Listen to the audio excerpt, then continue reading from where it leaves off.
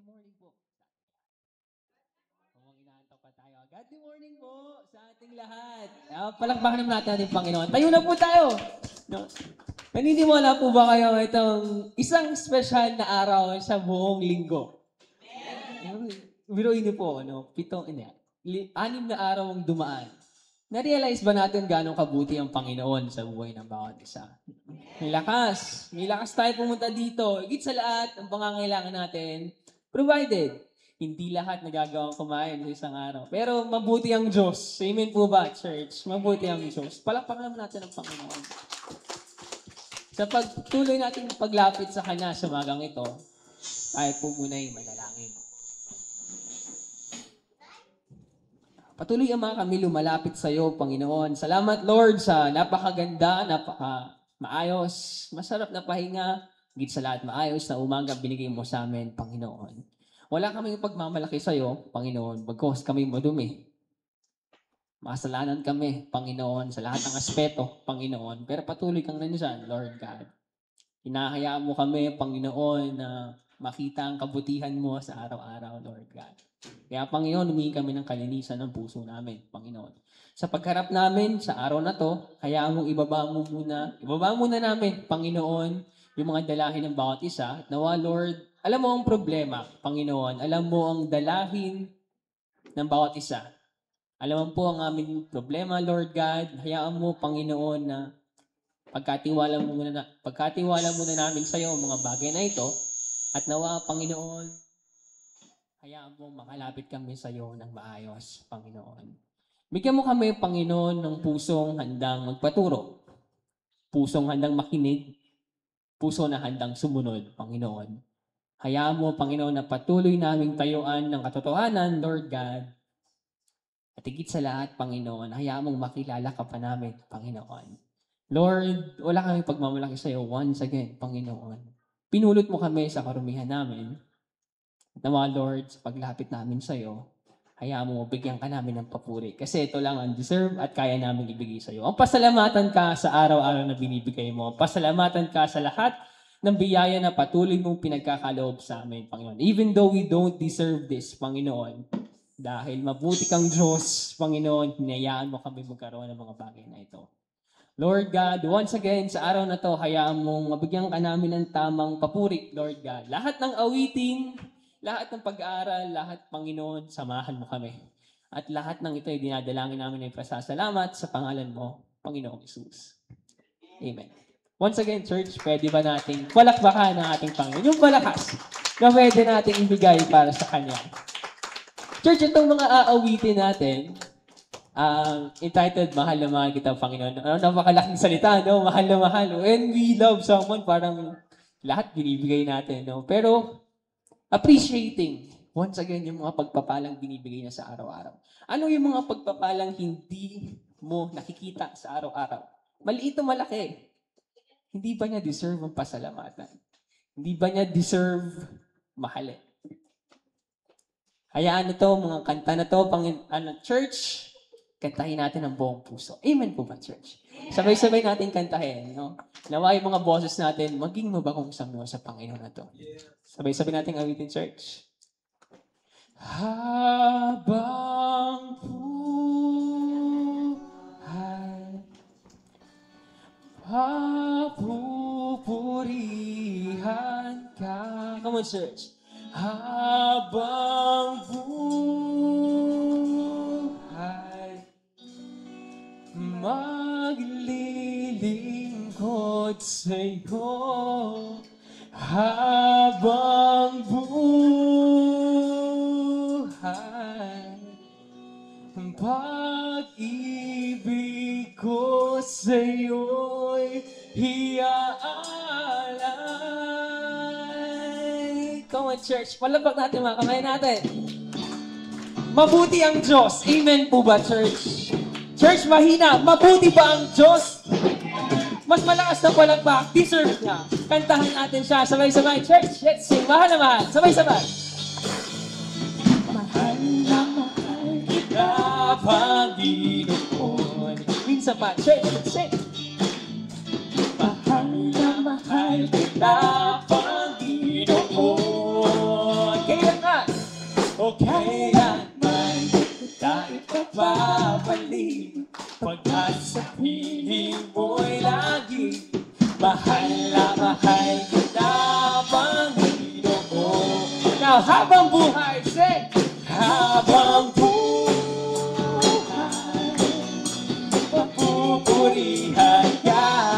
habang buhay, maglilingkod sa'yo. O habang buhay, pag-ibig ko sa'yo'y iaalay. Minsan ba? Mahal na mahal. Mahal na mahal kita, Panginoon. Minsan ba, church? Mahal na mahal. Mahal na mahal kita, Panginoon. Kailan ba? O kailan ba tayo pagpapalik pagkat sa piling mo? Amen! Mahal na mahal kita, Panginoon. Minsan pa, church, sing mahal na mahal. Mahal na mahal. Mahal na mahal kita. Come on, church, may ilalakas pa yan. Kausapin natin ang Panginoon. He deserves those. Mahal na mahal kita, Panginoon. Kailan ba?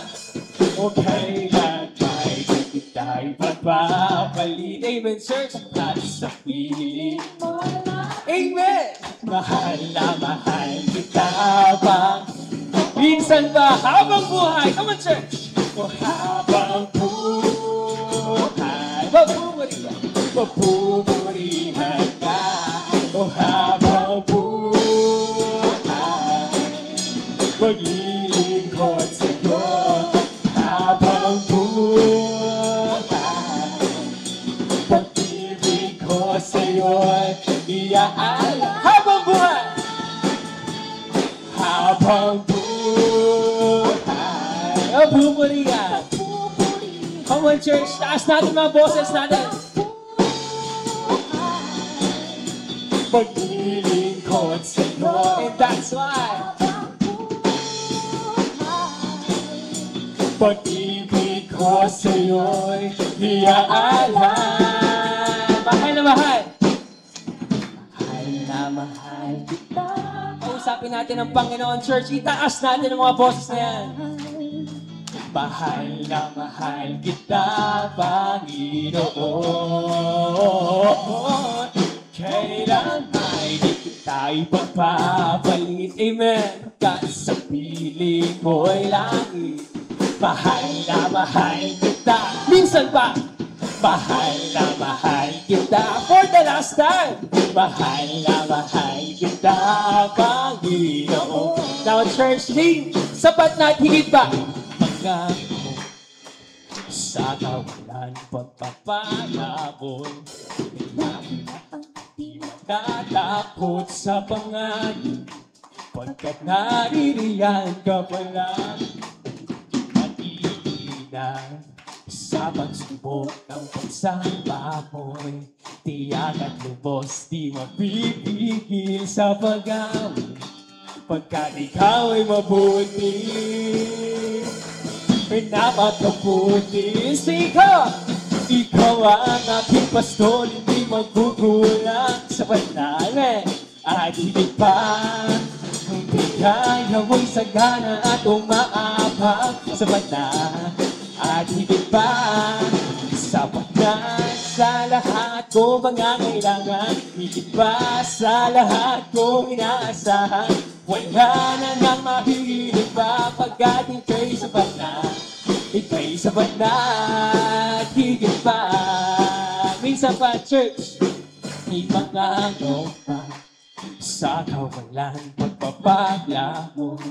Ay laging laan, di matatakot sa panganib, pagkat naririyan ka palagi, di matitira sa pagsubok ng pagsamba mo. Tiyak at lubos, di mapipigil sa pag-awit, pagkat ikaw ay mabuti. O napakabuti, ikaw ang aking pastor, hindi magkukulang sa wala. At higit pa, come on, church! Kung pinaya mo'y sagana at umaapaw sa na. At higit pa, sapat na sa lahat kong pangangailangan. Higit pa sa lahat kong inaasahan. Wala na ngang mahiling pa pagkat ika'y sapat na. Ika'y sapat na. Ikaw Ikaw ang aking pastol, hindi magkukulang, sapat lang. At higit pa, ang bigaya mo'y sagana at umaapaw, sapat lang. At higit pa, sapat na sa lahat kong mga kailangan. Higit pa sa lahat kong inaasahan. Wala na nga mahihilig pa pagkat ika'y sapat na. Ika'y sapat na. Wala na nga mahihilig pa pagkat ika'y sapat na. Ika'y sapat na. For the last time. Wala na nga mahihilig pa pagkat ika'y sapat na. Ika'y sapat na.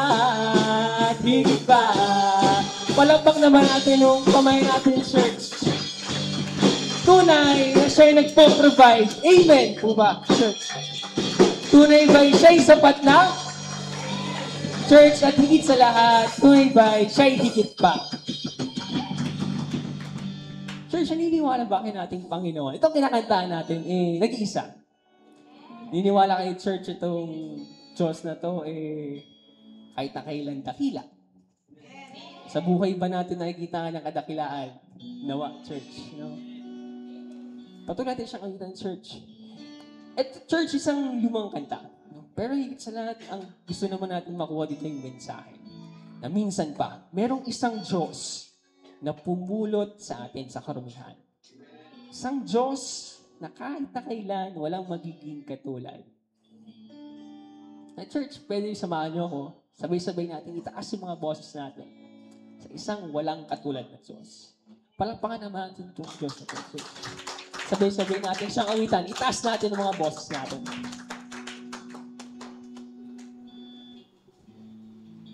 Kantayin natin, church. Itigin ko man lahat ng awit sa mundo. Di kayang ilarawan ang kadakilaan mo. Kulang ang lahat ng tula, kulang maging mga salita upang ihayag ang kabutihan mo. Minsan pa, church, awitin. Awitin ko man lahat ng awit sa mundo. Come on, church. Di kayang ilarawan ang kadakilaan mo. Kulang ang lahat ng tula, kulang maging mga salita upang ihayag ang kabutihan mo. Sing church, wala kang katulad. Wala kang katulad. Wala nang higit sa'yo. Wala nang hihigit sa'yo. Wala kang katulad. Wala nang papantay, church. Wala nang papantay sa'yo. Ikaw ang Diyos. Ikaw ang Diyos. Noon pa man, maging ngayon at kailanman. Sa habang panahon, wala kang katulad. Minsan pa, church, awitin. Minsan pa, church. Awitin ko man lahat ng awit sa mundo. Di kayang ilarawan na kadakilaan mo. Kulang ang lahat ng tula, kulang maging mga salita upang ihayag ang kabutihan mo. Sing church, wala kang katulad. Wala kang katulad. Wala nang hihigit sa'yo. Wala kang katulad. Wala nang papantay sa'yo. Ikaw ang Diyos. Ikaw ang Diyos. Noon pa man, maging ngayon at kailanman. Sa habang panahon, wala kang katulad. Wala kang katulad. Wala kang katulad. Wala nang hihigit sa'yo. Wala kang katulad. Wala nang papantay sa'yo. Ikaw ang Diyos. Noon pa man, maging ngayon na kailanman sa habang panahon. Sa habang panahon, sa habang panahon, minsan ba? Sa habang panahon, sa habang panahon, wala kang katulad. Church, sabay-sabay natin itaas sa kanyang pangalan. Minsan pa, let's sing. Wala kang katulad, wala nang hihigit sa'yo. Come on, church. Ang katulad, wala nang papatay sa'yo. Ikaw ang Diyos, noon pa man, maging ngayon at kailanman, sa habang panahon. Sa habang panahon, sa habang panahon, saan pa? Sa habang panahon, sa habang panahon, wala kang katulad. Church, palapakan natin ang Diyos na Lord. At sa patuloy natin mag-awit sa kanyang pangalan, itaas natin ang kanyang kadakilaan. Amen po ba, church? Do you believe once again, church, na itong Diyos na kinakantahan natin dakila? Siya ang Diyos noon, ngayon, magpakilanman. Awitin natin siya, church.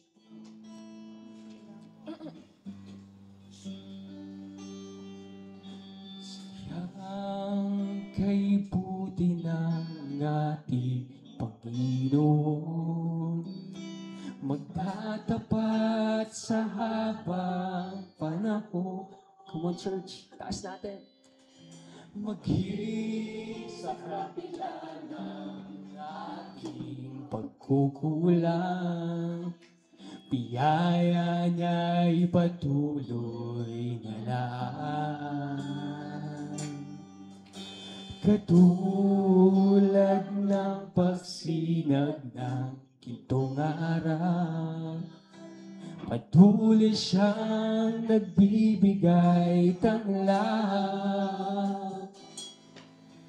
Kaya sa puso ko damdamin, katapatan niya'y aking pupurihin. Come on, church! Dakila ka, O Diyos, tapat ka ng tunay, magmula pa sa ugat ng aming langit. Mundo'y magunaw man, maaasahan kang lagi, maging hanggang wakas nitong buhay. Minsan pa, church, awitan natin siya. Kaya, O Diyos, ika'y aking pupurihin, sa buong mundo'y aking aawitin. Dakila, church! Dakila ang iyong katapatan, pag-ibig mo'y walang hanggan. Dakila ka, O Diyos, tapat ka ngang tunay, magmula pa sa ugat ng aming lahi. Yun ka, Panginoon. Mundo'y magunaw man, maaasahan kang lagi, maging hanggang wakas nitong buhay. Come on, church, minsan paawitan natin siya. Dakila ka, O Diyos, sa habang panahon, katapatan mo'y matibay na sandigan. Sa bawat higati, tagumpay man ay naroon, daluyan ng pag-asa kung kailangan hinahon. Pag-ibig mo galay sa amin, noon hanggang ngayon.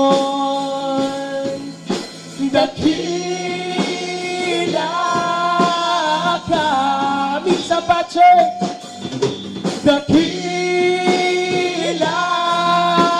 ka. For the last time, church, let's say, dakila ka. Oh, Diyos.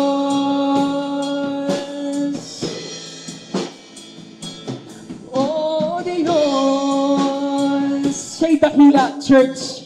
Dakila, na-deserve ng mga palakpak na pwede nating ibigay sa Kanya. Pwede natin ibigay sa isang dakila at napakadakilang Diyos na nakita natin ngayon. Once again, church, pwede mo natin ibigay yung malakas na palakpak na deserve niya. Papuri po sa Kanyang pangalan.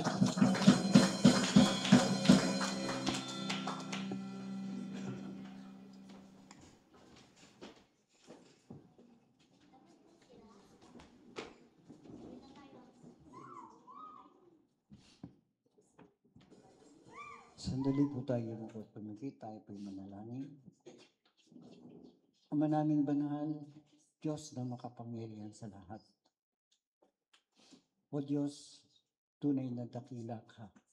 Wala kang katulad, O Diyos. Purihin ang iyong dakilang pangalan naman sa aming kalagitnaan. O Diyos, narito rin po kami, nagpapakumbaba, humihingi ng tawad sa lahat ng aming kamalian, sa lahat ng aming kasalanan, na tunay na hindi hayag, na hindi nakakubli sa iyo, Panginoon.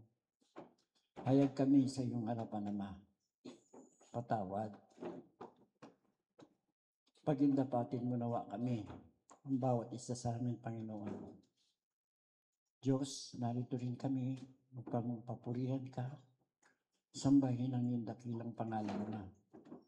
At Diyos, itinataas din po namin sa iyo ang iyong lingkod na siyang magbibigay ng mensahe. Lahiran mo ng langis ang kanyang dila, Ama, at nawa bawat salita na mumutawi sa kanyang bibig, O Diyos, ay magiging pagpapala po sa bawat isa, at lalakad kami, Panginoon, na dala ang iyong salita na may kalakasan at may pagpapala, Ama. Gamitin mo rin po kami, Ama, upang maging daluyan ng iyong pagpapala. Salamat po sa magandang umagang to, sa iyong lahat ng kapurihan, kadakilaan at pasasalamat sa pangalan ni Jesus. Ito po ang aming dalangin. Amen.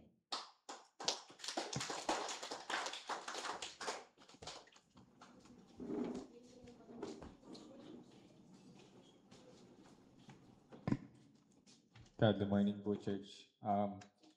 Buksan po natin yung Bible natin sa John chapter 4, verses 1 to 15 po. Ako na lang po ang magbabasa. Verse 1. Nang nalaman ni Jesus na nabalitaan ng mga Fariseo na siya ay gumagawa at nagbabautismo ng mas maraming alagad kaysa kay Juan. Verse 2. Kahit hindi nagbabautismo si Jesus, kundi ang kanyang mga alagad. 3.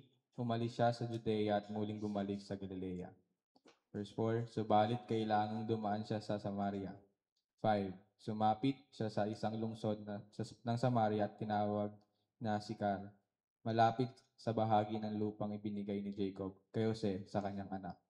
6. Naroon ang balon ni Jacob. Nang pagod na si Jesus sa kanyang paglalakbay, naupo siya sa tabi ng balon. Noon ay malapit ng magtanghaling tapat. 7. Dumating ang isang babaeng Samaritana upang humigib ng tubig. Sinabi sa kanya ni Jesus, bigyan mo ako ng inumin. Verse 8, sapagkat ang kanyang mga alagad ay pumunta sa lungsod upang bumili ng pagkain. 9, sinabi sa kanya ng babaeng Samaritana, paanong nangyari na ikaw na isang Hudyo ay humihingi ng maiinom sa aking isang babaeng Samaritana? Sapagkat hindi nakikisama ang mga Hudyo sa mga Samaritano. Verse 10, sumagot si Jesus, kung nalalaman mo ang kaloob ng Diyos at kung sino ang iyong nagsasabi, bigyan mo ako ng inumin. Ikaw ang hihingi sa kanya at ikaw ang bibigyan niya ng tubig na buhay. Sinabi sa kanya ng babae, Ginoo, wala kang pansalok ng tubig. Malalim ang balon. Saan ka ngayon kukuha ng tubig na buhay? 12. Higit ka bang dakila kaysa sa aming amang si Jacob na sa amin nagbigay ng balon?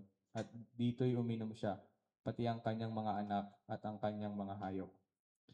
13. Sumagot si Jesus sa kanya, ang bawat uminom ng tubig na ito ay muling mauuhaw. 14. Subalit ang sino mang umiinom ng tubig na aking ibibigay ay hindi na mauuhaw magpakailanman. Ang tubig na aking ibibigay sa kanya ay magiging isang bukal na tubig tungo sa buhay na walang hanggan. 15. Last verse. Sinabi sa kanya ng babae, Ginoo, bigyan mo ako ng tubig na ito upang ako'y hindi mauhaw o pumarito pa upang umigib. Napuri po sa Diyos.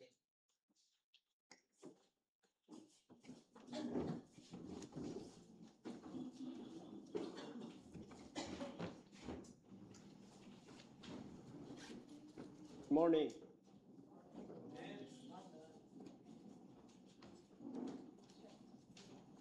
Magandang umaga po sa inyo lahat, mga kapatid. Ito po ang panghuling linggo ng buwan ng Nobyembre. Okay? Malapit na po tayong pumasok sa December. Tayo po ngayon ay nag-aaral po sa aklat ng Juan. John. At tayo po ay nasa chapter 2 ng John, kung saan ay tinatalakay po natin ang patungkol kay Jesus. Pero bago po tayo dumako at sumulong sa ating pag-aaral, samahan niyo po kung manalangin po tayo sama-sama. Amang Banal, salamat po sa magandang umagang ito, binigay niyo po sa amin. Salamat sa buhay at kalakasan na ito na nawa magamit namin sa araw na ito sa pagpupuri at pagsamba sa iyo. Samahan niyo po kami, Panginoon, sa oras na ito sa aming pag-aaral na iyong salita. Tulungan niyo po kami maintindihan, maunawaan namin, O God, ang iyong mensahe, nang sa ganun mailagay po namin ito sa aming mga buhay. Nawa ang iyong banal na Espiritu ang siyang kumilos sa aming kalagitnaan, higit sa lahat sa aming puso, at patuloy po naming makita at madama na mayroong sa Diyos na mabuti. Kaya't samahan niyo po kami, Lord, at anuman po ang aming karumihan, kasalanan, Panginoon, inisid niyo po kami, patawarin niyo po kami, nais namin po sa oras na ito, ay maging karapat-dapat po ang aming pagpuri at pagsamba sa iyo, Diyos. Kaya't iaalay po namin ang buong oras na ito sa iyo lamang, O Diyos, sa pangalan ni Jesus, ito po aming samot dalangin. Amen and amen. Tayo ngayon po ay nasa aklat po ng John again, no? At kung titingnan po natin, ang overall theme ng tema o tema ng Juan ay patungkol kay Jesus. Jesus Christ is the Son of God who brings eternal life to all who believe in Him. Ang overall na tema ng aklat ng Juan, ito po ay patungkol sa anak ng Diyos na si Jesus. Si Jesus na maghahatid po ng kaligtasan doon sa mga mananalig sa Kanya. Mananampalataya sa Kanya. Yun po ang buong tema ng aklat na ito. Ngunit tayo ay may tinatalakay na chapter by chapter sa ating pag-aaral na ito. Na kung saan ay nakaugnay rin po doon sa pinaka buong tema ng Juan. Na kung saan si Jesus nga ang anak ng Diyos na magkakaloob ng kaligtasan doon sa mga mananalig sa Kanya. Sa chapter 1 po, ay meron po siyang tema na kung saan ay talagang ipinapakita na si Jesus talaga etong Diyos. Sa simula pa lamang. Kasi sa chapter 1, and John emphasized Jesus as divine Son of God who reveals the Father and offer new life to those who believe in Him. Makikita po natin sa John chapter 1 kung paano po pinapakita ni John the Beloved kung sino si Jesus. Alam niyo ba paano nagsimula yung John chapter 1? In the beginning was the Word, and the Word was with God, and the Word was God. Doon niya pinapakita, no? Kasi nga si Jesus ay Diyos. Okay. Sa chapter 2, Nakaugnay rin po ito sa buong tema na si Jesus ng anak ng Diyos. Ngunit dito sa chapter 2 ay may gusto rin po siyang bigyan ng diin kung sino si Jesus dito sa chapter 2 as Son of God.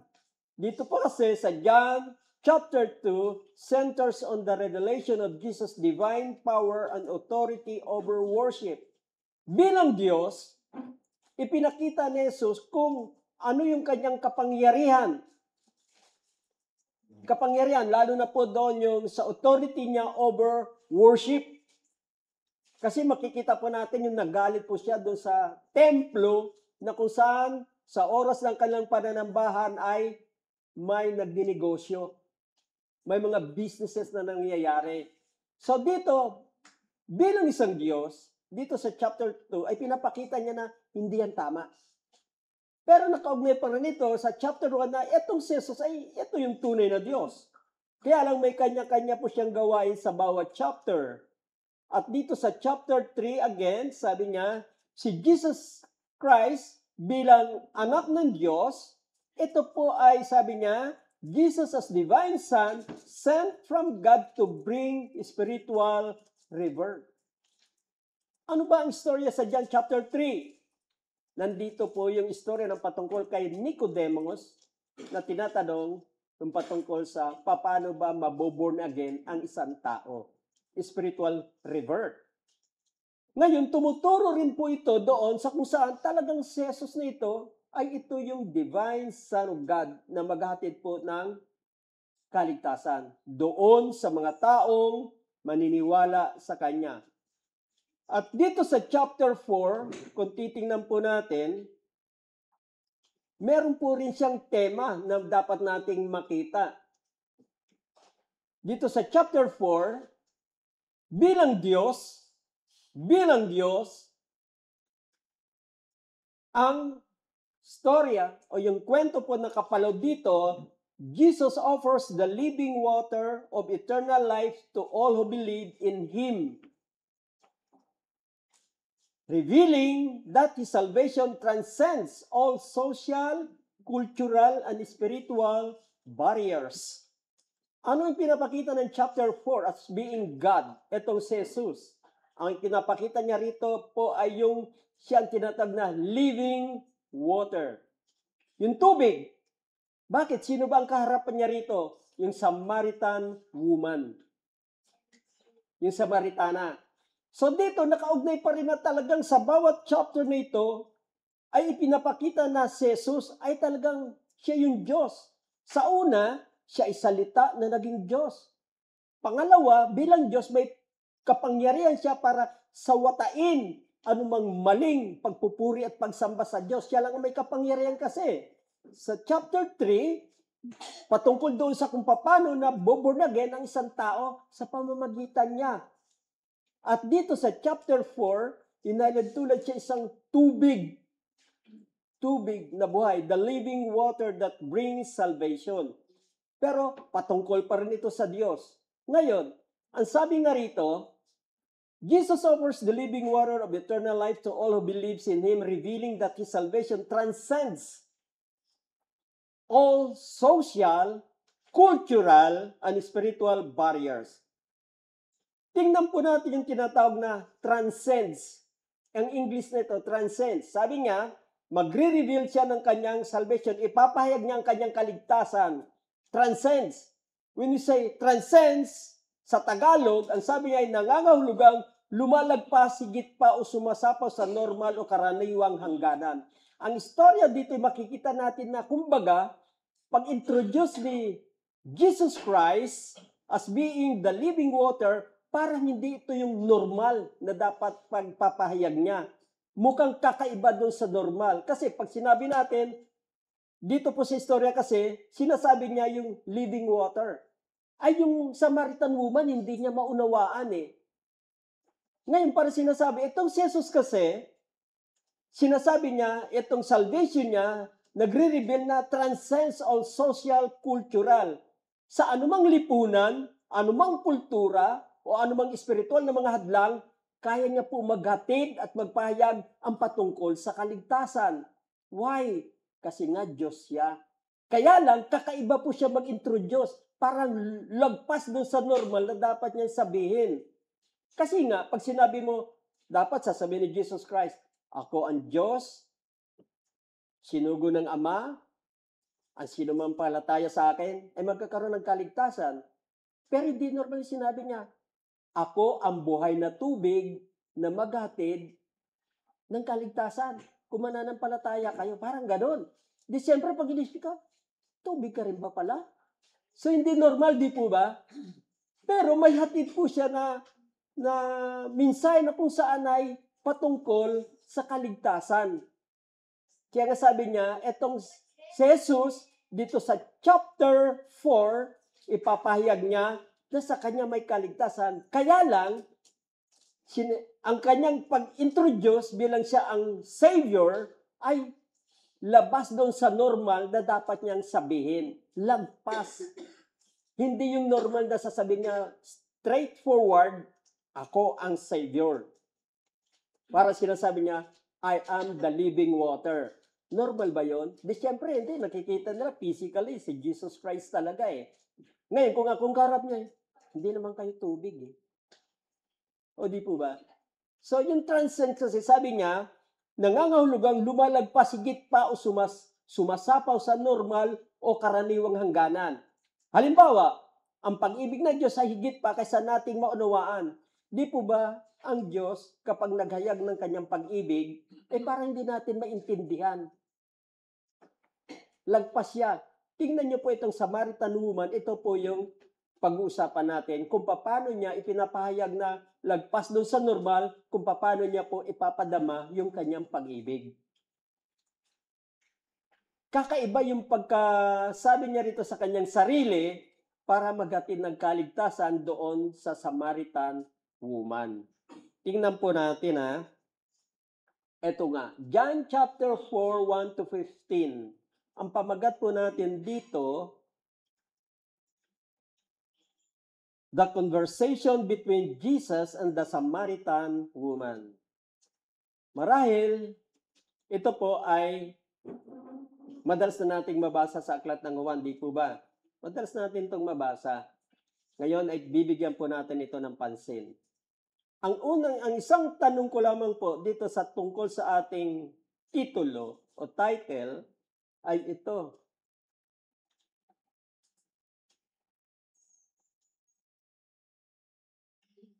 Yan. Yan po ang tanong natin doon sa ating titulo. What was the conversation between Jesus and the Samaritan woman about? Ano ba yung kanyang pag-uusap ng Samaritan woman? Patungkol ba saan? So tinitingnan natin dito na ano ba talaga? At yan ay bibigyan natin ng kasagutan doon mismo sa loob ng ating teksto. Sasagutin ng mga verses yan. Okay?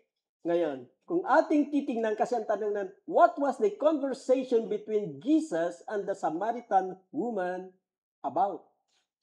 Ang unang puntos natin o point ay ito.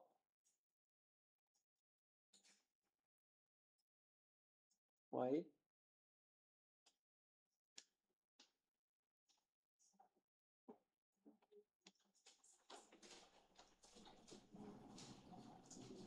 Hirap pala nito, no? Pag ikaw may hawak. Kayo na lang kayo mag-excuse lang ah.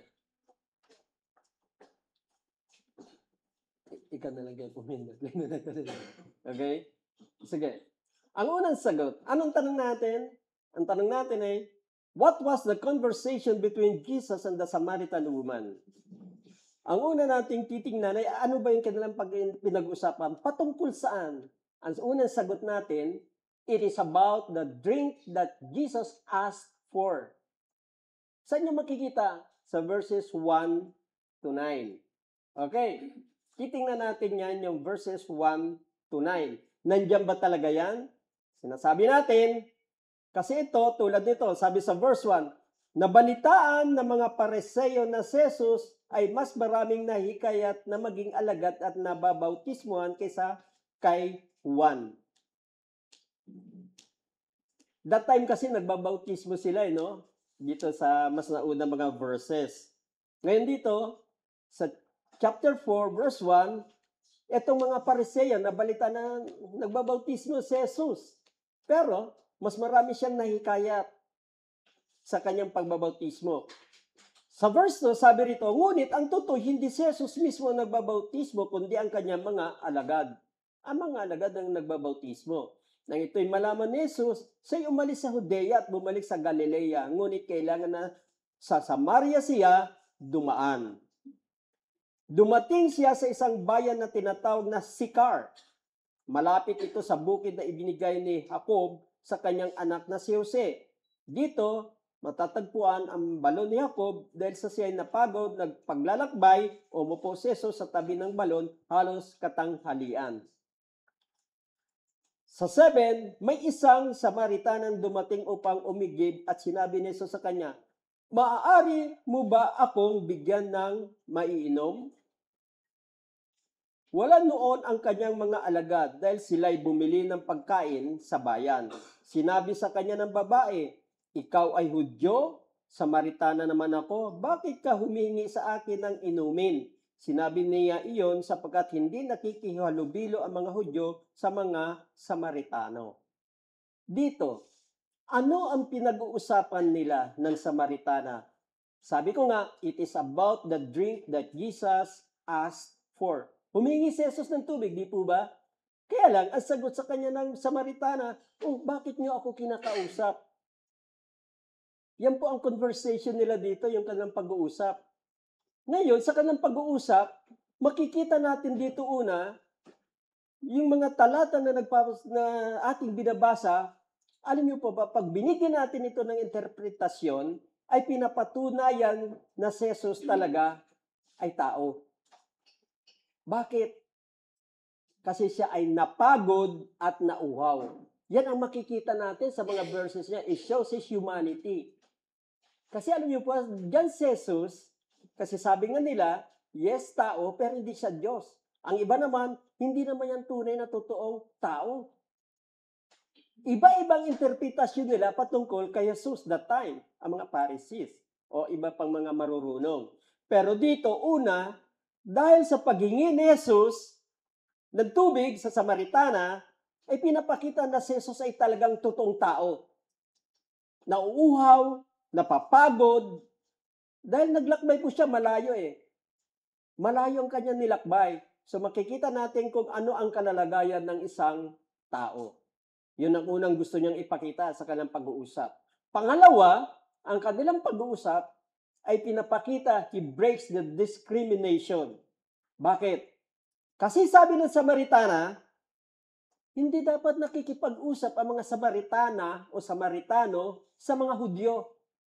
Kasi hindi yan magka-vibes. Ika nga, meron silang diferensya. Meron silang hindi pagkakaunawaan.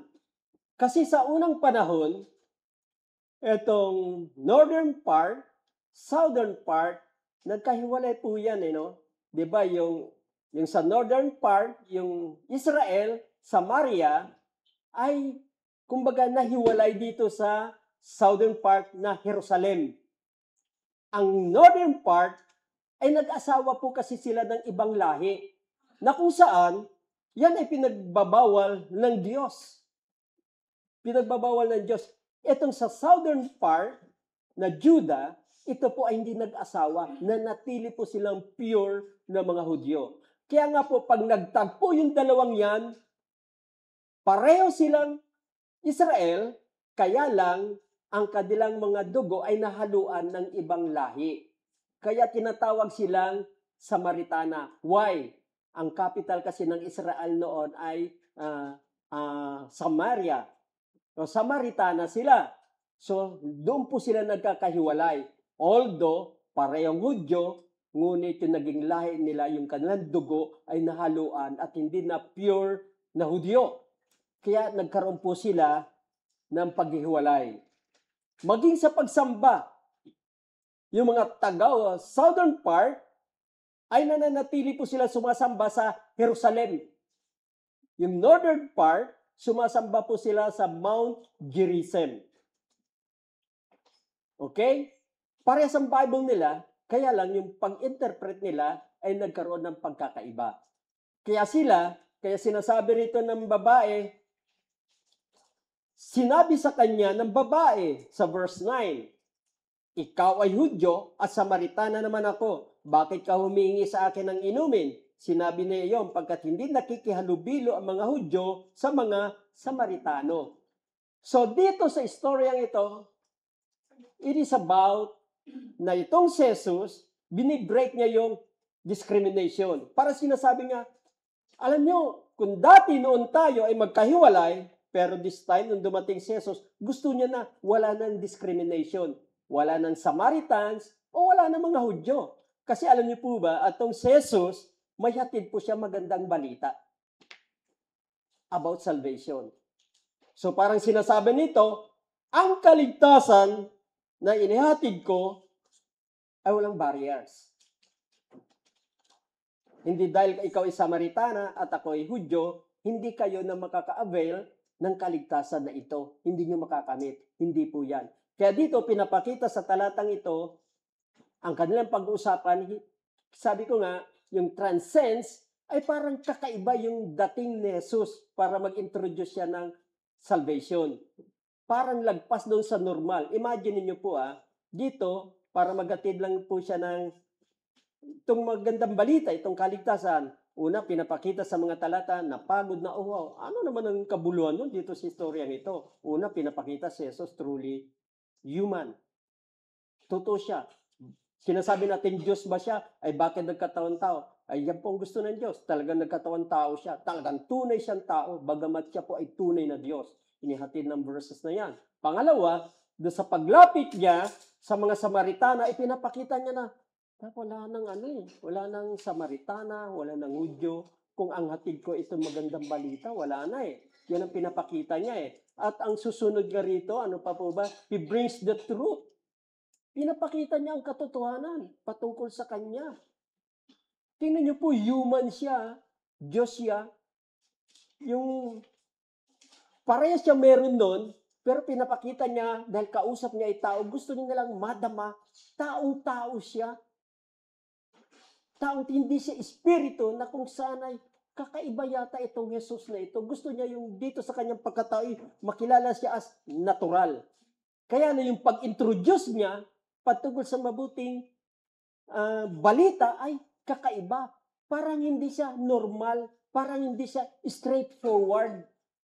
Meron pa siya binibigay na ibang salita at pahiwatig na ako yun sana, dapat sa kanya kagad straightforward. Pero sinasabi niya nga rito, dito, pinapakita niya rito yung kanyang paglapit. Sabi ko nga, he shows his humanity. He breaks discrimination kasi lumalapit siya sa mga Samaritana. He brings the truth. Kaninong truth? Patungkol sa kanya. At patungkol dun sa kanyang ibibigay niya na mabuting balita. Yung kaligtasan na ihatid niya. Yun po ang pinag-uusapan nila rito sa verses 1 to 9. Meron pa ba? Pang-apat? 3 lang. Etong 3 ito, sa unang points natin, pag sinabi nito, what was the conversation of Jesus and the Samaritan woman about? Patungkol doon sa paghingi ng tubig. Kaya lang, sa paghingi niya po ng tubig, ay may ipinapahiwatig siya na hindi po normal sa pangyayari. Yung kanyang pagkatao, yung gusto niyang maalis na yung balakid o sagabal sa gitna ng Hudyo at mga Samaritano. At gusto niyang ihatid yung katotohanan, sana patungkol dito sa kaligtasan na kanyang hatid. Hindi siya lagpas doon sa dapat maintindihan kagad no? Kaya nandito ang kwento, makikita natin na ano yung kanyang ipinapahiwatig. Kasi nga sabi, etong chapter 4 ay maghatid po siya ng kaligtasan na kung saan ay hindi normal at lagpas doon sa normal na dapat niya sabihin at pangyayari. Ito po sinasabi. Kita niyo po gumagamit siya ng living water. Maintindihan ba kagad yun ng Samaritana? Di ba hindi niya maintindihan kagad yun Living water? Living water? Tingnan po natin susunod na verse. Kaya tanong natin, what was the conversation between Jesus and the Samaritan woman about? Verse 2, tingnan po natin. It is about where the water comes from. Paghingi niya ng tubig, unang pinag-usapan, tapos, saan ba nanggaling ang tubig? Okay? Kung titingnan natin yung verse 10, sinasabi niya, sumagot si Jesus. Di nag-uusap po sila eh. Sumagot si Jesus. Kung alam mo lamang ang kaloob ng Diyos at kung sino itong humingi sa iyo ng inumin, ikaw ang hihingi sa kanya at bibigyan ka naman niya ng tubig na nagbibigay buhay. Di ba? Siyempre, hindi ka agad maunawaan yun ng babae doon. Bakit gano'n ang salita ng Panginoong Yesus? Tapos dito sabi niya, nagsalita ang babae, Ginoo, malalim ang balong ito at wala ka namang panalok, saan ka kukuha ng tubig na nagbibigay buhay?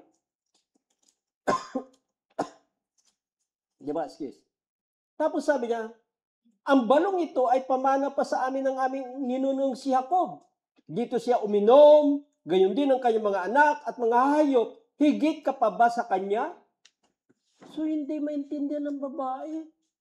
Yung sinasabi ni Jesus, sabi niya, it is about where the water comes from. Ito yung pinapakita natin, ito tinatag na yung exegetical idea. Bakit?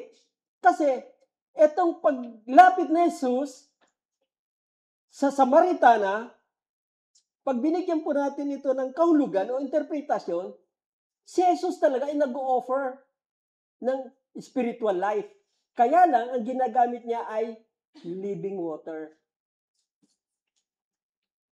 Living water. Not physical water. Ang hinahanap ni Jesus, hindi yung talagang tubig. Kundi ang inintroduce niya ay spiritual na kung saan ay ang sarili niya ang kanyang tinutukoy. Kaya mahirap talaga intindihin eh. Kaya sabi ng babae, sabi rito, Ginoo, malalim ang balong ito at wala ka naman panalok. Saan kukuha ng tubig na nagbibigay buhay? Tapos ang balong ito ay pamana pa sa amin ng aming ninunong si Jacob. Iniisip niya, ng babae, saan ka kukuha? Ay, ang balong ito binigay pa sa amin noon. Tapos ikaw, sasabihin mo ikaw yung mag-o-offer ng itong living water? Ano yun? Parang ang hirap intindihin. Di po ba? Pero dito, iba yung ino-offer niya. Kasi, sabi niya, ang balong ito ay pamana pa sa amin ng aming ninunong si Jacob. Dito siya uminom, gayon din ang kanyang mga anak. Ang mga hayop, higit ka pa ba sa kanya? So, hindi siya maintindihan. Bakit? Ang inintroduce agad dito ni Jesus ay siya. Sana yung spiritual na tubig o buhay. Hindi yung literal ang kanyang iniingi. Pangalawa, nire-reveal niya rito na hindi rin makita ng babae. Siya naman talaga yung Messiah. Mas okay ka pa ba doon sa ninuno naming si Jacob?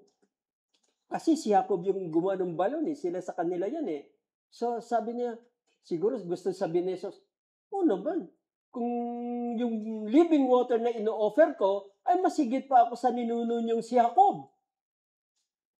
Dahil yung living water na yan, ay ako yan Dahil, hindi niyo masabing, ako yung Messiah. Ngayon tayo, sa ating pag-aral, ini-interpret natin na ang ino-offer talaga ni Jesus Christ ay yung living water, ay yung siya. At gusto niya ipahiwatig, gusto niyang i-reveal na siya kasi yung Messiah. Siya ang Messiah. Kasi pag itong living water na ito, kasi hindi literal na tubig. Ito ay living water na maghatid po ng kaligtasan po kasi ang gusto niyang ipagkaloob dito. Alam niyo po ba, si Jesus Christ kasi, may pangalan siyang living water, a water of life, si Jesus. So dito, nare-reveal niya, hindi pa rin makita ng babae. Alam niyo po kasi, sabi ko nga, transcends. Ang introduce niya rito sa verse 1 to 15 ay yung higit sa normal para introduce yung pagiging Diyos niya at yung paghatid niya ng kaligtasan. Kasi ang ginagamit niya rito yung tinatawag na living water. So mahirap intindihin. Pero pag tayo yung nag-i-introduce tayo, ako as preacher today, ipinapaliwanag ko, ito yung gustong sabihin ni Jesus.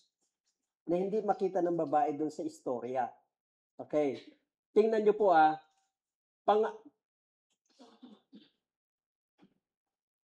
pangatlo, hindi lang po as a Messiah ang gusto niyang ipakita. He offers eternal satisfaction that no earthly source can provide.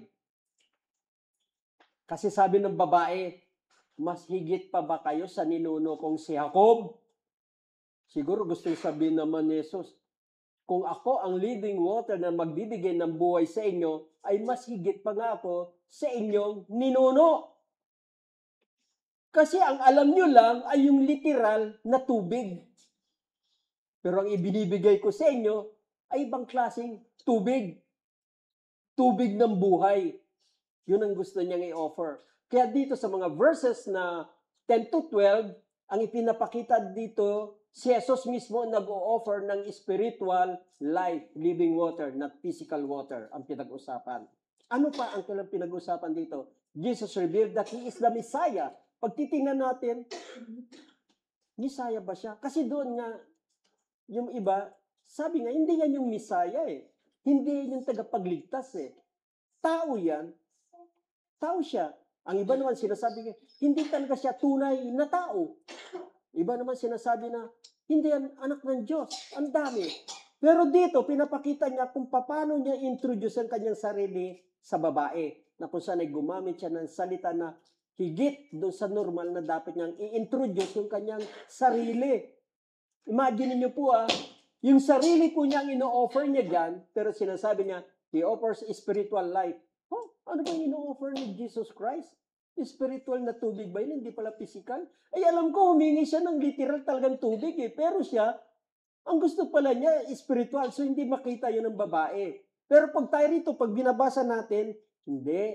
Ang hinihingi niya ni Jesus sa inyo, yung spiritual na, na tubig. So, dito, in-interpret lang natin yung mga talata rito para mabigyan natin ng aral. Kaya sabi niya, hindi nakikita ng babae na ang ino-offer ni Jesus ay eternal satisfaction no earthly source can provide. Kasi yung tubig, maraming tubig, di po ba? Pwedeng i-offer si Jesus ng tubig, pero ang ino-offer ni Jesus na tubig ay iba. Living water that brings salvation. Siya yun eh. Kaya lang, sabi ko nga yung word na transcend. Kakaiba yung dating niya rito. Dito sa mga verses na ito na kinuha natin dito sa ating teksto. So, yan ang pinag-uusapan nila dito. Una, sabi ko nga, ano yung pinag-uusapan nila? Yung patungkol sa paghingi niya ng tubig. Humihingi siya dahil pinapakita niya sa atin na magbabasa na talagang itong si Jesus ay normal na tao. Pero hindi rin po siya maintindihan ng Samaritana. Pangalawa, ang pinag-uusapan nila ay kung saan ba nanggagaling yung tubig. Ang alam ng babae, hindi sa ninuno namin yan eh. Pero sinasabi ni Jesus, lagpas sa normal, hindi yan sa ninuno nyo galing. Ang ino-offer ko, galing sa akin. Kakaiba ang dating. Kaya nga, ang gustong yatin ni Jesus, hindi yan ang tubig na gusto ko maipagkalob sa inyo. Ang tubig na ibibigay ko sa inyo ay walang katapat. Ano man ang tubig dito sa buong mundo. Kasi nga, siya ang tunay na tubig na nagbibigay buhay. Yun ang pinag-usapan dito. And number 3, it is about what happens after drinking the water. Ngayon, pag sinabi nila, pag ininom itong tubig, ano ba mangyayari? What happened after drinking the water? Sa verse 13 to 15, titingnan po natin Ngayon, titingnan natin. Ngayon, sabi niya, sumagot si Jesus. Di ba sabi ng babae, higit ka pa ba sa aming ninuno na si Jacob? Sabi ni Jesus, sumagot si Jesus, ang bawat umiinom ng tubig na ito ay muling mauuhaw. Siyempre, pag tayo kausap, talaga namang mauuhaw dahil nauuhaw ka, di ba? Ang tao naman patuloy na umiinom. Pero sabi niya sa 15, ngunit, ang sino mang uminom ng tubig na ibibigay ko sa kanya ay hindi na muling mauuhaw kailanman. Normal ba yun? Di ba lagpas yun sa normal? Ay mauuhaw naman talaga lagi ang tao, no? Mauuhaw ang tao. Pero sabi niya, muling mauuhaw kailanman. Ang tubig ay ibibigay ko ay magiging batis sa loob niya. Magkakaroon ng batis. parang walang katapusan at patuloy na bubukal at magbibigay sa kanya ng buhay na walang hanggan. So dito pinapakita niya, iba pala yung ini-introduce talaga ni Jesus. Hindi talaga yung literal na tubig na pag ininom mo. Kasi pag uminom naman ako ng literal na tubig, talaga namang mauuhaw pa rin naman ako eh. Di po ba? Kaya lang sinasabi ni Jesus, pag itong ino-offer kong tubig na ibinibigay sa inyo, hindi na kayo mauuhaw. Dadaloy na yan sa inyo na parang batis. Lagpas na naman sa normal yan. Bakit hindi ba talaga pwedeng straightforward na sabi niya, ito ang gusto kong ibigay sa inyo, yung sinasabi kong living water sa inyo, ito yung gusto kong ibigay sa inyo na pag ako ang kinilala nyo as living water, magkakaroon talaga kayo ng buhay. Walang buhay na walang hanggan. Hindi, dapat ganun lang sana no? Kaya lang dito, yung salita niya, kakaiba. Kasi ngayon tema dito, pinapakita ng author na si Juan the Beloved kung paano niya ini-introduce yung kanyang salvation through living water. Kaya dito, kaya sabi niya, patuloy na bubukal at magbibigay sa kanya ng buhay na walang hanggan. This water welling up to eternal life means, tingnan po natin number 1, sabi niya, it satisfied the deepest spiritual thirst. Kung ang tubig na ino-offer ko sa inyo, ito yung iinumin nyo, hindi na kayo talaga mauhaw. Hindi ma. Kasi ang ini-introduce nga, hindi nga physical water, kundi spiritual. Kapag ito ang tinanggap nyo na tubig, hindi na talaga kayo mauhaw. Masasatisfy kayo. Pangalawa, anong sinasabi dyan? It continuously flows within you. It does not run out. Hindi mauubos. Kasi sabi niya po rito, patulad ng isang batis na patuloy pong dumadaloy sa inyo. Etong tubig ng buhay na ito, magpapatuloy kayo. At ang pang-apat, dito, it transform a person from the inside. Normal po ba yun? Iinom lang ako ng tubig. If ever na physical talagang intindi ng babae, pag uminom ba ako ng tubig, sabi niya, transform a person from the inside. May mababago pa sa panloob na aking kalalagayan. Pero dito, meron. So, mayroon pa rin intindihin. Meron. Sabi niya, it transform a person from inside out. And higit sa lahat, it leads to eternal life and relationship with God. Yan ang mangyayari. Sinabi ng babae, Ginoo, bigyan po ninyo ako ng tubig na ito upang hindi na ako mauhaw. Ni pumarito pa upang sumalok muli. Marahil, nagkaroon ng pagkaintindi ang babaeng ito. Hindi nga talaga siguro is physical o literal na tubig ang ino-offer ni Jesus. Pero sa ating maikling teksto, gusto ko lang pong ipahayag sa inyo, yung pag-introduce ni Jesus sa babae, yung kanyang sarili as living water, ay nag-transcend. Kumbaga, transcend na higit sa normal. Hindi kagad maunawaan. Subalit, may ini-introduce siya. Ano lang gusto niyang introduce? Siya ang nagbibigay buhay. Siya ang tubig, ang buhay na tubig na nagbibigay ng kaligtasan. Kaya lang kakaiba yung pagka-introduce niya dito. Kaya sabi niya, kung anong pinag-uusapan nila, muli, kung paano siya ang kanyang paghingi ng pag-inom. Pangalawa, patungkol sa mangyayari. Patungkol saan nanggaling ang tubig. Ang pangatlo, sabi niya, ano ba mangyayari kapag uminom ng tubig? So, puro dun sa tubig. At isa lang na naisiparating ni Jesus. Ang tubig na ibibigay ko sa inyo ay hindi yung literal na tubig doon sa babae. Kundi spiritual na tubig na magbibigay buhay. Why? Alam niyo po ba kung bakit? Ano po ba yung, kung nabasa na po natin yung chapter 4 about Samaritans, bakit ganito po ang introduce ni Jesus sa Samaritana?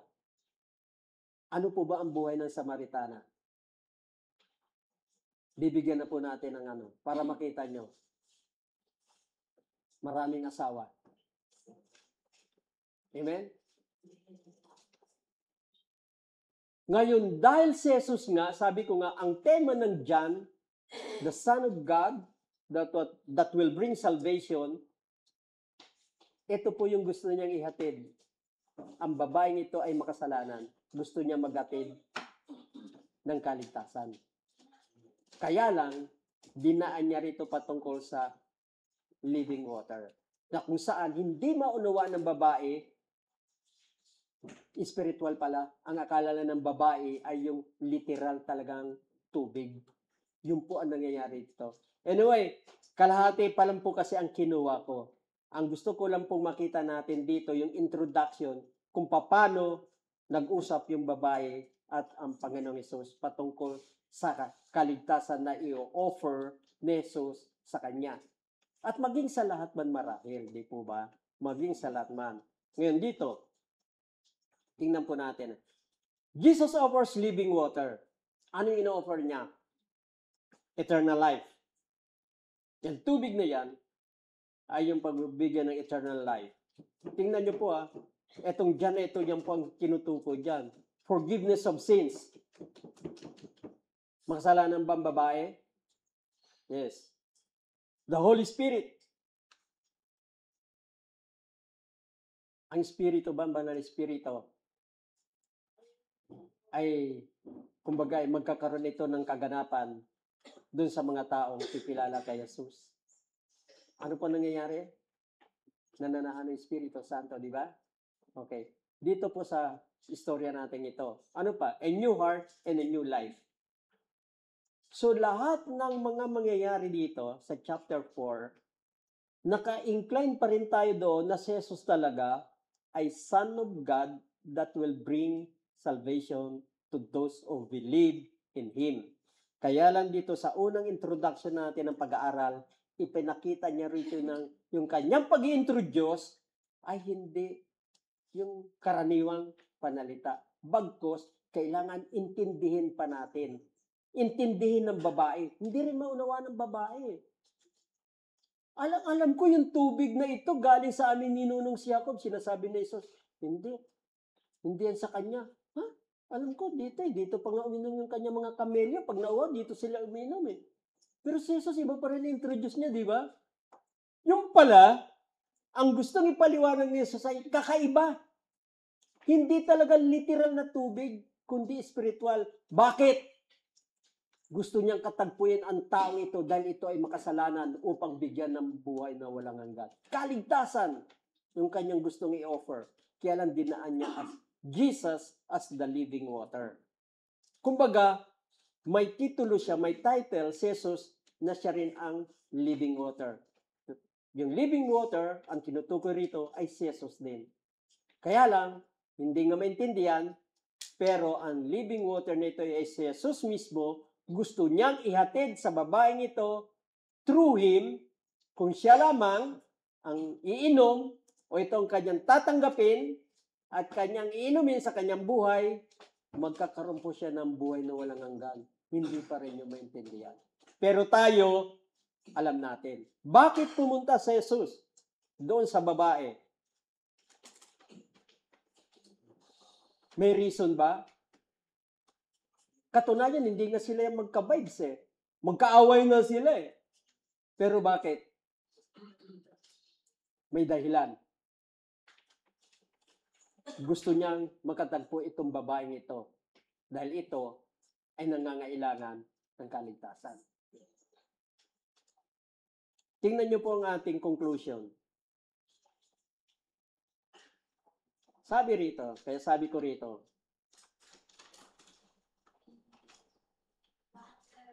Jesus is able to meet anyone right where they are and show them His love. Si Jesus ay kaya tayong katagpuin kung saan ka man. Nakita natin sa ang babae, di po ba? Kahit siya, kinatagpo siya ni Jesus. Katunayan, ang iba dito, pag pumupunta, umiiwas po rito, hindi po sila dadaan dito sa daan na ito na dinaanan ni Jesus. Kasi magkagalit ang Hudyo at Samaritana. Pero si Jesus, dahil iba yung kanyang hatid, doon sa babae, gusto niyang katagpuin ito, kung saan siya, kung saan man ang taong nangangailangan na ma-encounter si Jesus, darating si Jesus. Kahit saan. Naniniwala po ba kayo ron? Kahit anong oras, lugar o panahon, ay kaya po tayong katagpuin ni Jesus upang makita ang kanyang ino-offer at maraman natin may ino-offer siyang kaligtasan. Kahit saan. Upang ipadamang ano? Kanyang pag-ibig. Naniniwala po ba kayo na mahal ng Diyos itong Samaritana? Amen. Opo. Imagine nyo, hindi nila to ka-vibes eh. Tingnan nyo po, pag sumagot yung babae, hindi niya makuha kagad dahil nakakaiba yung introduce ni Jesus. Pero alam niyo po, mahal ito ni Jesus, itong babaeng ito. Dahil alam ni Jesus kung sino itong babae, kung anong klaseng babae ito, itong Samaritana. Hindi lang sila magka-vibes, higit pa sa loob, yung higit pa roon, ang buhay ng babaeng ito ay mali sa harapan ng Diyos. Ano siya? Marami siyang saway. So dito, gustong ipakita ni Jesus yung kanyang pag-ibig sa makasalanan. Kaya niyang katagpuin kailan at saan kaya niyang katagpuin. Naniniwala po ba kayo ron? Sabi niya, He offers something better than anything the world can give. Ang world, pag nauhaw tayo, literal na tubig, inom tayo. Lagi tayong inom. Pero yung tubig na ino-offer ni Jesus, na higit dito sa sinasabi ng mundo, kakaiba. Ito ay tubig ng buhay, na kung ito ay nasa atin, hindi na tayo mauuhaw. Kusa na po siyang dadaloy sa atin. Kaiba, di po ba? Yan ang po ang gusto mangyari dito ni Jesus. Which brings, sabi niya, His living water. He offers something better than anything the world can give. His living water. He brings true and everlasting life. So yun lang ino-offer ni Jesus dito sa babae. Pero naman pakahirap intindihin. Pero yung author kasi, itong si John the Beloved, sinulat niya ito na pinapakita niya kung anong klase mag-introduce si Jesus para sa kanyang sarili. Inilintulad siya sa living water na kung saan ay maghatid ng kaligtasan. Ngayon ang mundo, hindi po yan maunawaan. Hindi po yan maintindihan. Pero alam niyo po ba, ba't ito ginawa ni Jesus? Because of His love. Minsan, ang dating minsan sa atin, di ba, ni Jesus, hindi natin maintindihan. Yung pag-ibig po minsan ni Jesus, hindi natin maintindihan eh. Naniniwala po ba kayo doon? Kahit ako, hindi ko rin minsan maintindihan eh. Ang dami namang mabait. Ang dami namang masigit sa'yo. Ba't ako? Anong klaseng pag-ibig ni Jesus? Hindi ba niya alam yung buhay ko? Pero po, pag tinanong, Lord, ba't niyo ako minahal? Kung sagutin tayo ng Diyos, basta, mahal kita. Anong dating sa atin? Wala siyang hinahanap. Anong dating po sa atin? Nagkakaroon po ba yun ng halaga sa atin? May halaga po ba yun sa atin? Pag tinanong natin, Lord, ba't mo ako minahal? Halimbawa, lahat na yata ng bisyo at buhay na karumian ay nasa atin, tapos sasabihin ni Jesus, kakatagpin tayo, inumin niyo yung buhay, tubig ng buhay na ino-offer ko sa iyo, at magkakaroon ka ng buhay na walang hanggan. Ay di inom na lang ako ng tubig para yun. Ganun din naman eh, ano ba yung ino-offer niyo sa akin? Pero hindi natin alam eh, ibang klaseng tubig pala yun. Aalisin pala tayo dun sa lugar na yun at mababago pala tayo. It can transform our lives. Iba ang dating, di ba? Pero makikita natin itong Jesus na ito, ibang klase magmahal. Amen? Ibang klase po siya magmahal. Kaya minsan sasabihin mo, hindi ba nag-iisip ang Diyos? Hindi ba niya nag-iisip ang style ng buhay ko? Hindi ba niya alam kung anong klase ako? Tapos kakatagpuin niya lang, sasabihin niya, basta, mahal kita. Ibang klase, di ba? Sasabihin ni Lord, mahal kita eh. Hindi kita mahal eh. Hindi, mahal kita eh. Tapos sa pagmamahal ng Diyos, alam niyo po ba, siya rin po ang gumagawa para magising tayo na ganun pala kaganda ang pagmamahal ng Diyos. Kaya nga po, meron doktrina na irresistible grace eh. Itong mga makasalanan tao, sa kabila ng pagiging makasalanan, alam niyo po ba, hindi nila maiwasan na mahalin din si Jesus eh. Kasi ang ino-offer ni Jesus ay napakaganda. Alam mo, kung tatanggapin mo ako, hindi ka na mauhaw. Kung tatanggapin mo ako, alam mo ba, magkakaroon ng pagbabago sa buhay mo. Hindi ka na sinungaling, hindi ka naman daraya. Lahat ng kasinungalingan sa'yo, mawawala na. O, ganun ba? Hindi ka na magsusugal, hindi ka na magchichismis. Ganun po ba? Di ba yung mga offer na yan eh? Kung kikilalanin mo lang ako as Lord and Savior. Di po ba? Kaya ang hirap tanggihan po yung grasya ng Diyos na ito eh, kapag siya po nag-offer sa atin. Alam niyo po, itong babaeng ito, dito lang sa ating pinag-usapan, parang hindi pa niya maintindihan. Pero sa susunod na pag-aaral natin, makikita natin kung ano pa po yung susunod na mangyayari sa babaeng ito. Pero one thing for sure, ang kinatagpo ng Jesus, ang babaeng ito, ay isang babaeng makasalanan. Na kung saan ay gusto niya magkaroon ng buhay na walang hanggan. Bakit? Mahal niya po ito. Ibang klase itong Diyos na ito, no? Kaya minsan pag sinabi mo, alam niyo po, ako hindi ko rin maintindihan eh. Yung pagmamahal ng Lord, parang lagpas doon sa normal na pagkaunawa ko pagdating sa pag-ibig. Parang hindi normal. Di po ba? Tingnan niyo po sa pagmamahal ni Jesus Christ, kung paano niya po ginawa sa kanyang sarili. Sobrang hirap.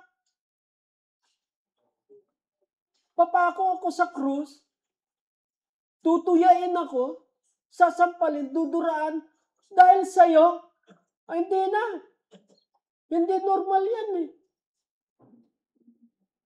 Normal ba yun? Dahil sa pagmamahal ko sa'yo, sasakripisyo ko yung buhay ko?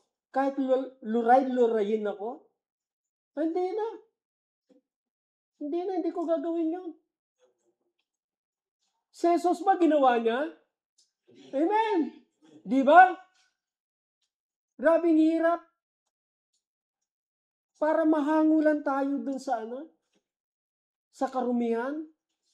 Kaya minsan sabi ko nga, eto nga pagpapakilala sa atin siguro transcends from all social, cultural, and spiritual barriers. Para maalis yung mga balakid o sagabal para makalapit sa inyo, magpapakilala sa Jesus sa anumang kaparaanan, kahit hindi sa normal na paraan. Sa normal na pagpapakita niya ng pag-ibig. Jesus is able to meet anyone right where they are and show them His love. He offers something better than anything the world can give. His living water which brings true and everlasting life. Ang gusto ko po niya makuha dyan ay yung love na abnormal para sa akin nang inibig ako. Kaya pwede ko sabihin, abnormal ang Lord na ito nang ibigin niya ako. Pero sasabihin sa akin ng Lord, hindi. Basta mahal kita. Imagine niyo po yan. Sino po ang alam niyo po, ang hirap no? Parang hindi talaga natin minsan maintindihan itong love na ito. Pero, yun siya Yun ang Diyos Yun ang Diyos na nakatagpo natin. Yun yung Diyos na nagtuturo na sa atin kung paano tayo magmahal. Yun yung Diyos na sana mabigyan natin ng pansin at mahalaga natin yung kanyang inialay na pag-ibig sa atin. Amen? Amen.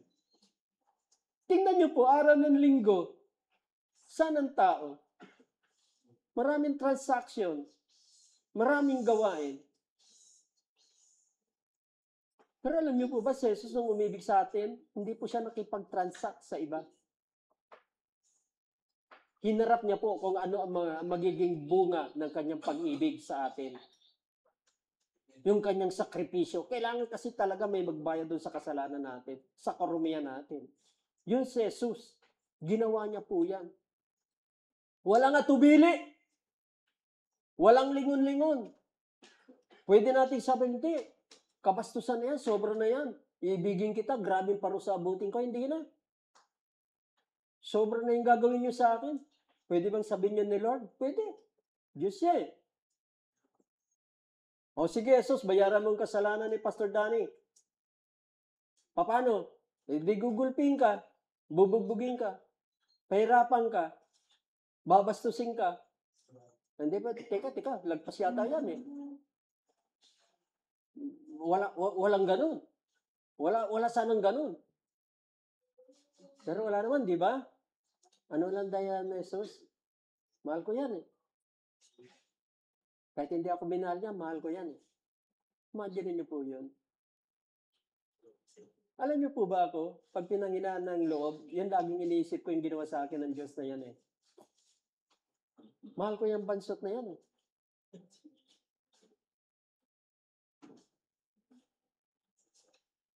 Kaya sabi ko nga dapat in return, paano tayo as church? Paano tayo magpuri at sumamba sa Diyos na ito? Paano? Alam niyo po ba yung pagtaya ni Jesus ng kanyang buhay ay maghatid sa atin ng isang regalo na kailanman ay walang katapat sa buong mundong ito? Ano sabi niya? He offers something better than anything the world can give. Ang mundo magbibigay lang sa atin ngayon ng kasiyahan eh. Yaman, kasikatan, kapangyarihan, pansamantala. Pero ang bibigay sa atin ng Lord ay eternal life. Eternal satisfaction. Yung po hindi nakikita natin. Ang nakikita lang natin ngayon. Ngayon, nakikita ko to ngayon. Hindi natin nakikita yung lagpas doon sa normal na pwedeng ibigay sa atin ng Diyos. Hindi na po normal yan. Bigyan tayo ng ganong kalalagay ng Lord. Maglalakad ka sa side ng ginto. Mag-aawitan kayo kasama mga angel. Ano ba yan? May ganun pa ba? Wala ng hirap. Wala ng tangis. Hindi na mamamatay ang tao. Magandang kalalagayan. Oo, totoo ba yan? Dahil sa pag-ibig. Opo! Amen? Amen. Ang tindi ng kapalit. Alam niyo po, ano talaga eh, no? Ibang klase itong Diyos na ito na nagpinapakilala ni Juan dito sa kanyang aklat. At dito yung babaeng ito, talagang malalaman natin kung ano yung kaganyang magiging reaksyon kapag naunawaan niya po itong Jesus na ito kung sino. Dito itong Samaritana. Kasi pinuto lang natin. Pero dito, pinapakita na kagad ni Jesus na kung sino siya. Kung siya lang ay tatanggapin, kikilalanin, may hatid sa atin na magandang bukas. Magandang buhay. Amen? Di po ba? Pero tayo, wala. Sana mga kapatid, no? Minsan, lagi tayong babalik doon sa kung sino itong Diyos na ito. Upang magkaroon tayo ng inspirasyon sa lahat ng ating gawain. Tingnan po natin. Tayo po ay nagtuturo about evangelism. Dapat alam natin ito. Ito po ang nais na binibili ng Jesus eh. Doon lalo na po sa kanyang kumila, sa mga anak niya. Pumayo kayo, payag niyo ako. Pakita niyo. Pero hindi po natin ginagawa. Kaya tayo po, marami po tayong kakulangan sa Lord eh. Ewan ko lang, siguro, kung ang miyembro ng Jesus the Great ay ang Bible Church ay biyayaan ng Diyos na every Sunday ay uhulog sa bahay nila 10,000 magsimba kayo. Ewan ko lang kung may transaction pang magaganap sa iba. Ihuhulog ng Lord. Ihagi sa bintana. O eto na, para paglinggo, dalo kayo. Biyaya. Ay palagay ko naman, Lunes pala nag-uusap na. Sa linggo ha. Linggo. Sabado, prepare niyo yung damit niyo. Maghahagis muli ng 10,000 dito sa bintana. Ano nyo ha? Opo. Walang date ngayon. Walang pasyal sa mall. Lunes na kasi may pera tayo sa linggo. So, ganyan na usapan. Kaso wala di ba? Ibang ino-offer ni Jesus Ano? Eternal life. Pero meron naman biyayang tayo natatanggap, di ba? Maayos ang ating pamilya. May sapat naman tayong pangangailangan. Pinagpapala naman tayo sa ating buhay, lalo na po sa ating paghanap buhay. Ano man ang ating nararanasan ngayon, nililigtas pa rin tayo ng Diyos. Okay? Kaya minsan naririnig ko sa ang iba. Kaya ang iba ngayon, alam niyo po ba, walang inisip magkapera. Parang ito na yung buhay. In some sense, para maganda, di ba? Nakakakain ka sa magandang restaurant, nakakapunta ka sa mga sikat na lugar, ang barkada mo, mga sikat na tao, kilala, makapangyarihan. Pero hanggang saan? Di po ba? Hanggang saan yun? May hangganan. Pero yung connection kay Jesus, sabi nga, parang tubig dito na patuloy na dadaloy sa ating buhay, sa ating puso.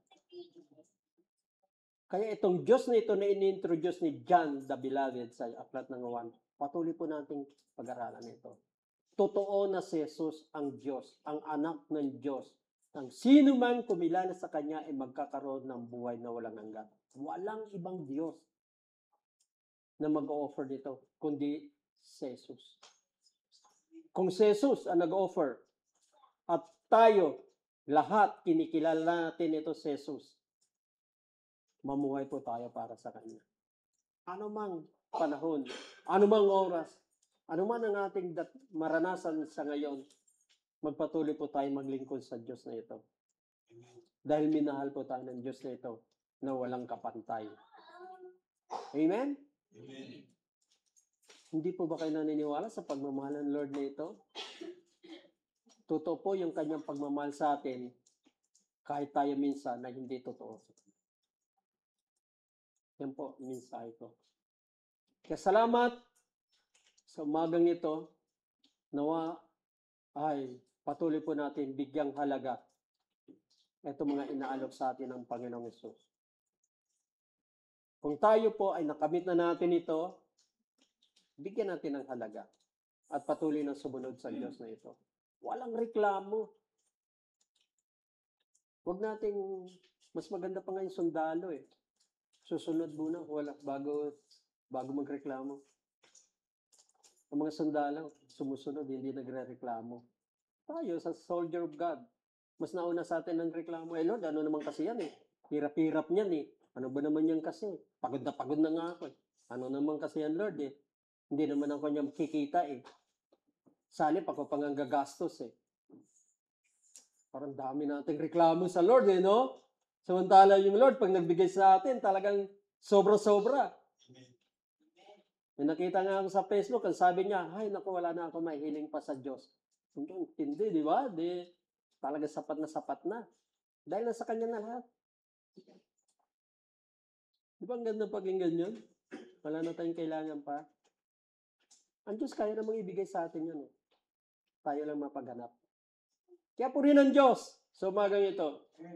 Nawa, tandaan po natin, ano man po ang mangyari, maganap sa ating buhay, manatili po tayo sa Diyos na ito. Hindi niya po tayo iiwanan. Kung ang Samaritanang ito ay kinatagpo na Jesus, bagamat sila hindi po maganda ang relasyon, kung sila ay may balakid o sagabal, pero dahil sa pagmamahal, kinatagpo ni Jesus. Parang tayo rin noon. Ang kasalanan ang sagabal sa atin para makalapit sa Diyos. Pero sa Jesus, ang unang nagbigay ng action para makatagpo niya po tayo. Hindi po tayong humanap sa Diyos. Ang Diyos po ang humanap sa atin. Ang laking pabor po yan Ang Diyos ang lumapit sa atin. So kung ganito ang Diyos, mabuti ba ang Diyos? Amen. Opo, di ba? Mabuti siya lumapit Kung ako, hindi naman talaga ako lalapit sa Diyos Kahit kailan Siyempre, saturated ang buong utak ko at buong pagkatao ko ng kasalanan eh. Wala namang mabuti sa sarili ko eh. Kundi ako. Pero ang Diyos, minahal ako ng walang kondisyon. Ano lang, sabi nga sa isang drama, basta, mahal kita. Grabe, no? Lord, ba't mo ako minahal? Basta, mahal kita. Hindi niya sinabi, minahal kita kasi mabait ka, kasi masunurin ka, kasi mabuti kang tao. Wala no? Walang hiningi. Ang pagkaunawa ko sa pagmamahal ng Diyos, basta, mahal kita.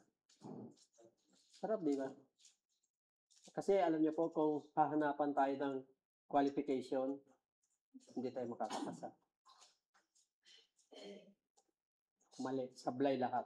Kaya puri natin ang Diyos. Na sana sa umagang ito, no, lagi natin ilagay sa ating isip kung paano po tayo makapaglilingkod sa Diyos ng tama at maayos. Ano ba nagkakamali at nagkukulang tayo. But still, manumbalik po tayo dito sa Diyos na ito. At patuloy na maglingkod sa Kanya ng matapat. Purihin natin ang Diyos. Pasalamatan natin siya patuloy. Hindi ba kayo matutuwa, no? Last week na ito po, siguro sa susunod na minsay ko po ay, kasi December na. So, ano na po, puro papuri at pasasalamat na po sa Diyos ang ibibigay natin. Dahil napakabuti niya po sa atin. Again, gusto ko po muli na balikan ang ating mensahe na kung saan ay John chapter 4 verses 1 to 15. Ang ating pamagat po ay the conversation between Jesus and the Samaritan. Ang ating tanong ay ito, what was the conversation between Jesus and the Samaritan woman? It is about the drink that Jesus asked for. Yung tubig na kanyang hiningi na kung saan ay pinapakita niya kung anong klase siyang Diyos na naging tao. Pangalawa, it is about where the water comes from. Saan ba nang galing yung tubig na yan? Yun ang pinag-usapan. Kasi sabi ng Samaritana, hindi, sa ninuno namin yan. Pero sa Jesus, iba yung kanyang sinasabi. Sa akin, kung dito kayo sa akin inom, nako sigurado, walang uwaw. Pangatlo, it is about what happened after drinking the water. Pag uminom kayo ng tubig na ito, hindi na kayo mauwaw. Kasi ang hatid ng tubig nito ay magpapatuloy na sa inyong buhay. Yun po. Ngayon, ano ino-offer kasi doon? In short, spiritual water. Hindi literal o physical water. Salamat sa Diyos. Bagamat ito po ay lagpas doon sa gusto nating maintindihan, pero tayo nga po na nag-aaral nito ay binibigyan po natin ng interpretasyon kung ano po talaga ito para maunawaan natin, makita natin kung gaano kabuti itong Diyos na ito sa atin. Kaya ang kailangan natin, patuloy lang po tayo mag-aral ng kanyang salita. Purihin po ang Diyos. Tayo po ay manalangin. Amang banal, kami po ay nagpapasalamat sa umagang ito. Lord, maging kami, Panginoon, ay hindi namin karakarakang maunawaan ang mga salitang ito. Ngunit, salamat sa banal na Espiritu na tinuturuan po kami maintindihan ito. Kami po ay nagagalako, Diyos. Bagamat kami po ay nagkukulang, maraming kamalian, patuloy niyo po kaming niyayakap ng inyong pagmamahal. Salamat, binibigyan niyo rin po kami ng pangunawa upang makita namin na kayo nga isang Diyos na dakila. Salamat, Panginoon, at patuloy ko pong dinadalangin ang iglesyang ito, inyong mga anak. Turuan niyo po kami na patuloy pong mamuhay para sa iyo. Sumunod sa iyo. Gawin namin ang mga bagay na nais mo para sa amin. Lord, alam namin, Panginoon, na ikaw hindi nagkukulang. Ikaw ay sapat sa aming pangangailangan. Salamat, O Diyos, hindi lamang buhay na walang hanggan ang ino-offer niyo sa amin. Maging ang aming pangangailangan, pang-araw-araw, ay binibigyan niyo po ng katugunan. Salamat, O Diyos. Ang dalangin ko po sa iglesyang ito, patuloy niyo po kaming samahan Patuloy niyo po kami bigyan ng sipag, lalo na po sa paghahayag na iyong salita. Patuloy niyo po kami tulungan at turuan ang namamuhay na may katapatan. Lord, wala po kami magagawa kung wala ka sa amin. Kaya sa oras na ito, Diyos, katagpuin niyo po ang bawat isa sa inyong mga anak, sa bawat pamilya. Panginoon, punuin niyo po ng kapayapaan at kaisan ang bawat pamilya, sapat na pangangailangan, O God, at anuman po at sino man na may karamdaman, biyayaan niyo po ng kagalingan, at hayaan niyo po madama ng bawat pamilya o bawat isa sa inyong mga anak ay madama na merong isang Diyos na mabuti. Isang Diyos na nagmahal sa amin na walang alinlangan, isang Diyos na patuloy pong ipinadarama ang kanyang pagmamahal sa amin sa kabila ng aming kalikuan at karumihan. Salamat, Panginoon, dahil ganito kayo. Salamat sa pagmamahal na patuloy niyo pong ipinadarama sa amin. Salamat, hindi kayo nagbabago, bagamat kami man at laging nagbabago, ngunit salamat, nagiging matapat kayo. Kaya sa umagang ito, kami po'y nagpupuri. Patatagin niyo po ang iyong iglesia, O God. Lalo na po ang mga leaders na inyo pong itinalaga. Magkaroon kami ng sipag, lalo na po sa paghayo, paghayag ng inyong salita, ang mabuting balita ng kaligtasan, upang marinig ito ng mga anak mo na wala pa pong pagkakilala sa iyo at nang sa ganun sila man po'y sumambat magpuri sa iyo. Lord, gamitin niyo po kami na may talino, husay at kaalaman, tapang, Panginoon, upang ipahayag namin ang inyong kadakilaan. Kaya salamat, Lord, dahil ako po ay isa sa inyong mga lingkod na kung saan bigyan niyo lamang po kami ng tatag, Panginoon. Ano man po ang dumating sa aming buhay, Panginoon, ano man po mangyari sa amin, huwag niyo po ngayon ang mapalayo isa man sa amin sa inyo, Lord. Lalo na po ang iglesia nito, in Jesus the Great I Am Bible Church Family, maging Gabaldon, Makinabang, Santa Maria, sa DTR, at dito po sa Del Pilar, Panginoon. Samahan niyo po kami, O Diyos. Nais namin, Panginoon, na ikaw ang aming makasama. Nais namin, Panginoon, na kayo rin po ay siya patuloy na magturo sa amin kung paano po kami mamumuhay na may kabanalan. Kaya sa umaga ito, salamat, O Lord, na muli kinarinig niyo po sa amin at pinaalam ang inyong dakilang pagmamahal sa bawat isa sa amin. Katulad ng Samaritana, bagamat napakatagal maintindihan at manawaan ang kanyang tinutukoy, ang kanyang mga salita, ngunit alam namin, Panginoon, ang inyong nais i-offer sa Samaritanang ito ay ang buhay na walang hanggan. Isang buhay na may pagbabago at isang buhay na kung saan ay magpupuri at sasamba sa iyong dakilang pangalan. Kaya salamat, Lord, at sa aming ang gawain ito, patuloy niyo po kaming samahan at kayo po ang siya magpala. Sa pangalan ni Jesus, ito po aming samot dalangin. Amen and amen. Praise God. Praise God.